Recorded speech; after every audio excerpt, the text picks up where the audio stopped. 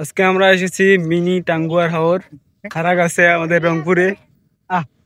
আমাদের সাথে আছে এই যে প্রবাস ফেরত এশারদ ভাই আছে, যে সায়ক বন্ধু। এটা বললে ভুল হবে যে প্রবাস থেকে ঘুরে এসেছে কিসের জন্য, কিসের জন্য ঘুরে এসেছে। এই মাত্র পাওয়া খবর শাকিল ভাই কেবল কুমিল্লা থেকে ল্যান্ড করলো। সায়ক ভন্ড, তার বড় ভাই হাসানুর, এবার সে বাসার ভদ্র ছেলে আসলে।